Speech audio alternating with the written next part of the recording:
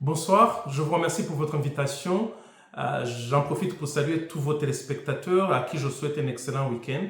Et je profite également de cette occasion pour rendre une nouvelle fois hommage aux victimes des faits pour lesquels Sosthène Munyemana a été condamné jeudi dernier. Et de saluer aussi ceux qui se sont constitués partie civile et qui nous ont confié la lourde responsabilité de les représenter dans le cadre de ce procès. Je les remercie pour leur confiance. Pour répondre à votre question, vous m'interrogez sur les particularités ou les faits marquants donc, de ce dossier. Moi, j'en relève trois. Le premier point que je relèverai, c'est le fait que nous avions un nouveau président. C'était la toute première fois que nous voyons le président qui a dirigé les débats dans les procès relatifs au génocide commis contre les Tutsis. Vous savez, être président dans le cadre de procès comme cela, c'est pas chose facile. Ça demande une certaine maîtrise donc, ou alors une connaissance dont les magistrats français n'ont pas l'habitude. Il faut maîtriser le contexte du Rwanda et de la région et le déroulement de ce type de procès. Et c'est pour ça donc que quand nous avons vu que ce sera un président que nous ne connaissions pas avant, on s'est interrogé, mais nous avons été très agréablement surpris. Il a été très à la hauteur. C'est un président qui visiblement s'était suffisamment renseigné, informé sur le Rwanda, sur le déroulement du génocide commis contre les Tutsis, sur ces procès, sur le cadre dans lequel ils sont commis. Et il a été très à la hauteur, il a donné la parole à tout le monde. Et il a respecté le calendrier et donc ça nous rassure de voir que nous avons désormais plusieurs présidents de cours d'assises capables de diriger les débats dans le cadre des procès particuliers comme ceux concernant le génocide commis contre les Tutsis. Le deuxième point, particularité que je pourrais citer, que je voudrais citer, ce sont les moyens que M. Sosthène Munyemana s'est donné pour se défendre. C'est tout à fait normal, hein, c'est quelqu'un qui est accusé de faits très graves. Il s'est donné assez de moyens pour se défendre. Il avait 4 avocats, parfois 5. Il avait son avocat qu'il avait au premier degré, notre confrère à Florence Bourg, qu'il a reconduit en appel. Il avait 2 nouveaux avocats qu'il a pris en cause d'appel. Je cite notre confrère Jean-Marie Bijou-Duval et Joachim Lévy, qui sont intervenus pour la première fois en appel. C'est des personnes qui ont l'habitude de ces procès. Ils étaient notamment les avocats du préfet Abouti Baruta, qui était jugé aussi par la justice française. Il y avait aussi un tout nouveau, c'est notre confrère Vincent Lurquin, qui est avocat en Belgique. J'imagine que vous connaissez au Rwanda parce que en raison de sa venue médiatique, surtout son départ médiatique du Rwanda dans le cadre du procès Rusesabagina. C'était lui il est l'avocat de Rusesabagina, il est venu au Rwanda, je pense que vous vous rappelez des conditions dans lesquelles donc, il est venu et ce qui s'est passé. Donc, il est aussi intervenu dans ce dossier comme 4e avocat de Sosthène Munyemana.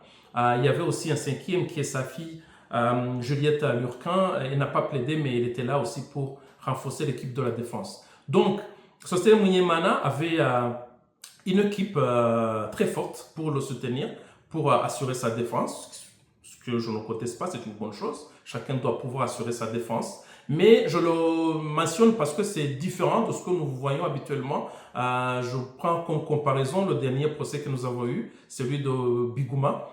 Il avait certes 2 avocats, mais remarquez qu'il ne mettait pas autant de moyens que Sosthène Munyemana pour sa défense. Et surtout, je le dis par rapport, non pas seulement à cause de l'équipe de la défense, mais aussi à cause du comité de soutien qu'il avait.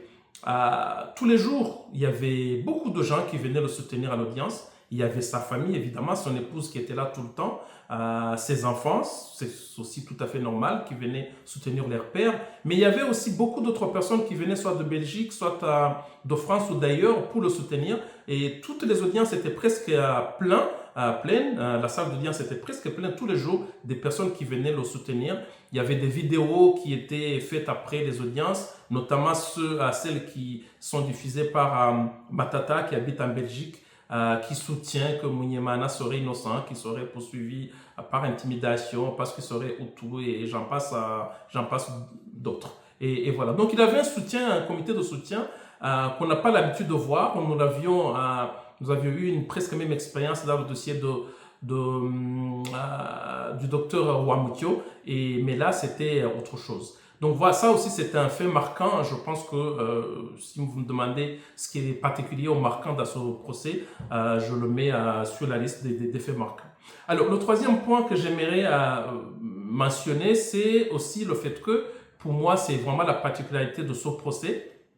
C'est un procès dans lequel nous ne comptions pas que sur les témoignages. Dans d'autres dossiers, on a presque ou exclusivement les preuves que nous apportons, c'est exclusivement des témoignages qui sont faits par soit les parties civiles, soit les auteurs du génocide, soit d'autres personnes. Mais voilà, la preuve est seulement la preuve testimoniale. Mais dans ce dossier, ce n'était pas que la preuve testimoniale sur laquelle nous pouvions compter, parce que nous avions aussi des preuves documentaires, soit des documents écrits ou des documents audio. Je peux donner l'exemple de la motion de soutien. C'est une lettre que Munyemana et ses amis, qui s'appelait le Cercle des intellectuels de Boutaré, ont adressée 9 jours après le début du génocide au gouvernement Kambanda pour le soutenir. C'est un document dont les termes ont permis quand même à la Cour de se faire une idée de l'engagement de Sostène Munyemana, de la personne qu'il était et de son soutien au gouvernement génocidaire. Il n'y avait pas que cette lettre, il y avait également les notes de Kambanda, notamment les notes qu'il a prises lorsqu'il a rencontré les intellectuels de Boutaré, dont Sostène Munyemana à l'université au mois de juin. Il a pris certaines notes en indiquant, en parlant du cercle des intellectuels auquel dans lequel Munyemana faisait partie. Et nous avions aussi des lettres, par exemple les lettres que Munyemana a signées aux côtés d'autres membres du MDR, lettres adressées au président Habyarimana au soutien de Kambanda. Ce sont donc des documents qui étaient des preuves écrites que nous avons, que la Cour a pu examiner pour se convaincre de la culpabilité de Munyemana. Et ça, donc, c'est une des particularités de ce procès qui le différencie d'autres procès auxquels nous avons assisté. Je pense qu'en termes de particularité ou de faits marquants, ce sont ces 3 points qui me viennent à l'esprit.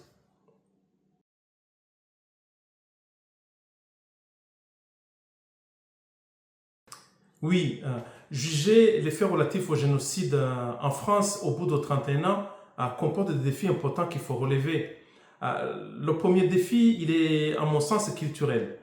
Il faut prendre en considération le fait que en France, les procès, comme vous devez le savoir, relatifs au génocide, sont jugés par les cours d'assises. Or, la cour d'assises est composée de jurés qui sont des citoyens ordinaires, auxquels s'ajoutent évidemment 3 magistrats professionnels, mais il y a les jurés qui constituent la majorité, et c'est eux, avec les magistrats évidemment, qui vont voter pour décider de la culpabilité ou non de la peine. Et ces jurés sont des citoyens ordinaires qui sont choisis sur les listes électorales par tirage au sort. Donc, ce sont des citoyens ordinaires qui vont venir découvrir d'une façon soudaine le génocide commis contre les Tutsis, les faits qui sont relatifs au génocide, auxquels parfois rien ne les prédestinait. Donc, c'est des gens qui du jour au lendemain découvrent une société qu'ils ne connaissent pas. Parmi eux, il peut y avoir des intellectuels qui ont lu, qui se sont éduqués et qui peuvent appréhender peut-être plus facilement des choses qui viennent d'ailleurs. Mais parfois, il y a aussi des personnes qui n'ont pas un bagage intellectuel important. Et donc, le premier défi que nous avons, c'est d'abord les renseigner, les parler du Rwanda, citer des témoins de contexte qui vont leur expliquer, l'histoire du Rwanda, la commission du génocide, les faits relatifs qui sont en rapport avec la région. Et donc, généralement, la première semaine, nous la consacrons à essayer de relever ce défi pour que les jurés puissent comprendre le contexte dans lequel ces faits ont eu lieu. Et voilà. Donc le deuxième défi, à mon sens, il est relatif à la mémoire. Parce qu'au bout de 31 ans, c'est un délai très important. Certaines personnes peuvent ne pas se souvenir exactement de ce qui s'est passé. Et vous savez que devant une cour comme celle-là, les détails sont très importants. Et au bout de 31 ans, même des faits ordinaires, on a du mal à s'en souvenir. Alors imaginez parler du génocide, donner les détails de ce qui s'est passé, donner les détails de ce qu'on a vécu. Au bout de 31 ans, c'est compliqué. Surtout, c'est compliqué pour des personnes qui étaient poursuivies, qui étaient chassées, qui étaient persécutées pendant cette période. C'est vraiment très très difficile de pouvoir se souvenir en détail de ce qui s'est passé. Il y a ce qu'on appelle la mémoire traumatique. Et d'ailleurs, il y a des experts que nous citons devant la Cour, notamment Madame Van Treter, qui est une psychologue qui est spécialisée dans des questions relatives à la mémoire traumatique, qui vient expliquer à la Cour comment c'est difficile pour un rescapé, pour une victime de faits de crimes contre l'humanité ou de génocide, de pouvoir se souvenir en détail de ce qu'il a vécu, même si dans un délai très court. Mais imaginez, 31 ans, c'est vraiment énorme. Heureusement que la justice commence à comprendre les défis relatifs à la mémoire traumatique. On considère aujourd'hui qu'une personne qui a vécu dans des circonstances telles que le génocide peut avoir des souvenirs variants par rapport à ce qu'elle a vécu. Ça ne veut pas dire pour autant que cette personne ment. Aujourd'hui, il peut vous donner une version de ce qu'il a vécu et demain, au bout d'une année ou 2 ans, vous donner un souvenir qui est un peu différent de ce qu'il vous avait dit avant. Ça ne veut pas dire pour autant que cette personne ment. Ça peut être relatif et effectivement au traumatisme que cette personne a subi. Et aujourd'hui, ce qui est bien, c'est que la jurisprudence a intégré ça. On essaie de comprendre ces variations qui peuvent avoir lieu, mais c'est quand même un défi qui est très important qu'il faut relever. Alors, le troisième défi, je dirais, qui est aussi relatif à ce délai qui s'est écoulé, c'est que on remarque que certains accusés ont mis à profit ce délai pour essayer effectivement d'influencer les témoins qui vont citer à décharge. Nous avons eu une expérience d'ailleurs la dernière fois dans ce procès de Sosthène Munyemana d'une personne qui a concrètement essayé d'influencer les témoins, qui a commis ce qu'on appelle une infraction de subornation de témoin, c'est-à-dire qu'il a fait des promesses à une personne qu'il a présentée comme témoin pour essayer de présenter un témoignage favorable à Munyemana, alors que ce qu'il disait n'était pas vrai. Et donc c'est une infraction qui s'appelle subornation de témoin. D'ailleurs, nous avons fait constater ça par la Cour et l'association communautaire rwandaise de France que je représente se réserve la possibilité éventuellement de porter plainte contre cette personne. Donc, ce sont des défis qui sont relatifs au fait de juger les gens dans une société qui est éloignée de la société dans laquelle les faits ont été commis, et aussi à la durée qui est très longue de jugement. 31 ans, c'est beaucoup. Beaucoup de choses peuvent se passer. En dehors de la mémoire, il y a aussi ce fait d'essayer d'influencer les témoins dans d'une manière ou d'une autre. Et voilà, ce sont les défis importants auxquels nous devons faire face dans le cadre de ces procès.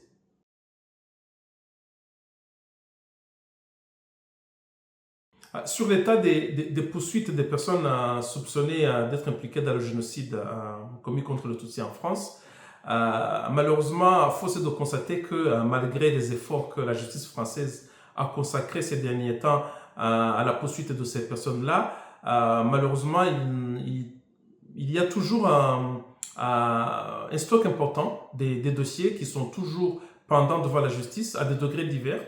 Certains sont toujours au niveau du parquet, c'est des plaintes qui ont été déposées qui n'ont pas beaucoup évolué depuis et qui sont toujours au niveau du parquet.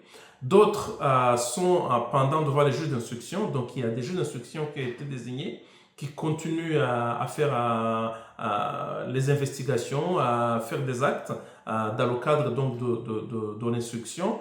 Il y a d'autres dossiers qui sont fixés, pour lesquels nous connaissons une date à laquelle ils vont passer devant la cour d'assises. En gros, il y a une trentaine de dossiers qui sont toujours pendants devant la justice française. Et pour ceux qui vont être, pour ceux qui sont à l'instruction et qui peuvent, dans lesquels peut-être nous aurons des nouvelles bientôt, je citerai le dossier de Safari Majaliwa, qui est poursuivi pour des faits qui ont eu lieu à Nyanza, près du lieu dit Bidjega.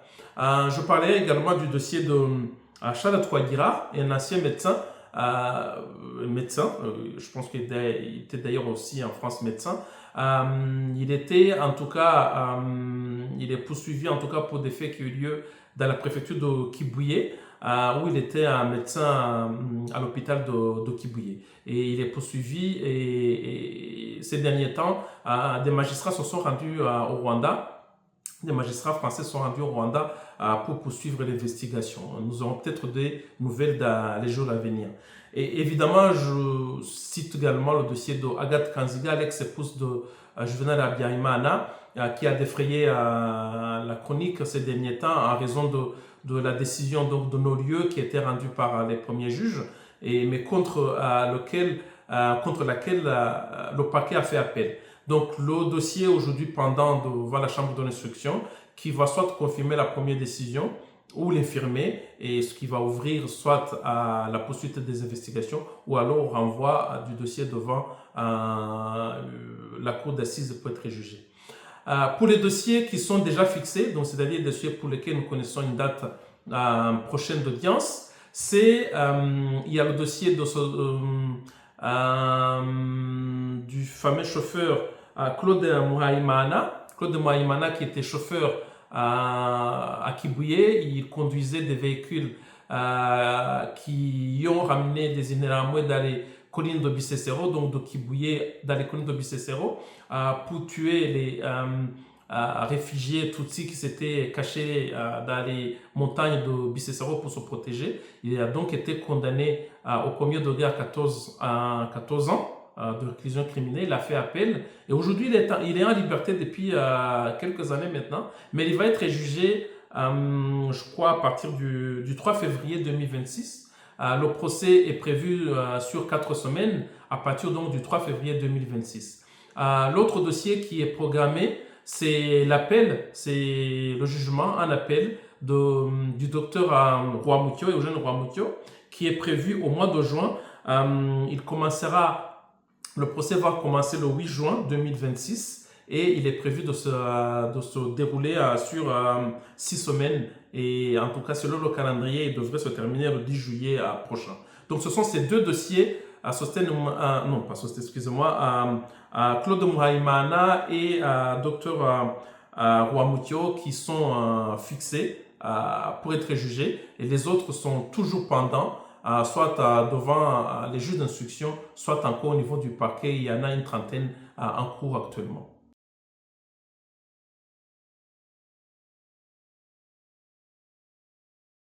Tous ne seront pas jugés malheureusement.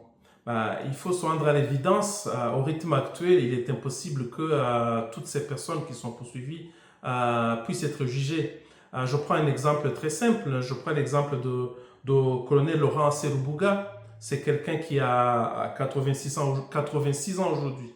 Et l'instruction de son dossier a été terminée, je crois, en 2017. Mais depuis, nous attendons, on n'a aucune nouvelle. Voilà, comme je l'ai dit tout à l'heure, malgré les efforts qui ont été consacrés, que nous saluons, que nous reconnaissons, mais il reste quand même beaucoup de choses à faire pour que ça puisse avancer au rythme qu'il faut, pour que personne ne puisse échapper à la justice. Mais malheureusement, à ce rythme, le rythme aujourd'hui, c'est 2 procès par année. Si ça continue à ce rythme-là, on ne pourra jamais juger, ne fût-ce que les 30 dossiers qui sont pendants aujourd'hui, comme je l'ai indiqué tout à l'heure. Ces personnes qui sont poursuivies, il y a des jeunes, ils sont rares, mais la plupart, c'est des gens qui avaient entre 30 et 40 ans au moment du génocide. Donc aujourd'hui, 30 ans plus tard, ils ont entre 60 ans et plus de 70, presque 80, plus de 80 comme l'exemple que je viens de donner pour Laurent Serubouga. Et donc si on continue à les juger au rythme de 2 personnes par année, on ne pourra jamais terminer leur procès avant qu'ils malheureusement, heureusement, j'en sais rien, mais avant qu'ils ne disparaissent ou alors qu'ils ne soient plus en état d'être jugés, comme ça a été le cas dans le dossier que vous connaissez tous de Kabuga. Nous essayons enfin, je ne veux pas dire la pression, mais pas la pression à l'État, mais nous essayons d'attirer l'attention aux autorités pour leur dire que, certes, l'effort il y a un effort que nous saluons, mais qu'il faut redoubler d'efforts parce que la justice doit être rendue, mais doit être rendue aussi en temps et en heure. Nous sommes déjà 30 ans après, et si on continue à attendre que ces gens ne sont plus en état d'être jugés ou qu'ils disparaissent, il y aura quand même, ça sera un déni de justice également. Et voilà. Ce que nous proposons, nous avons il y a quelque temps écrit avec d'autres confrères qui sont aussi impliqués dans ces dossiers du côté des parties civiles. Il y a une tribune que nous avons signée en recommandant à l'État de faire des dossiers regroupés et donc de regrouper plusieurs personnes dans un dossier là où c'est possible. Par exemple, à mon sens, le dossier de Sostène Munyemana et celui d'Eugène Rwamukyo auraient pu être regroupés parce que ce sont des personnes qui sont tous de Boutaré, pas tous au même endroit, mais on parle des faits qui sont presque similaires, qui ont eu lieu à Boutaré, et à mon sens, le dossier aurait pu être peut-être un peu plus long, mais pas le double de deux dossiers cumulés, et à mon sens, ça aurait permis de gagner du temps. Et donc, je pense que c'est une des recommandations qu'on devrait peut-être faire pour que on puisse réfléchir à la possibilité de faire des dossiers regroupés pour essayer d'avancer à la cadence. Parce qu'au rythme de 2 dossiers par année, toutes ces personnes ne seront jamais jugées.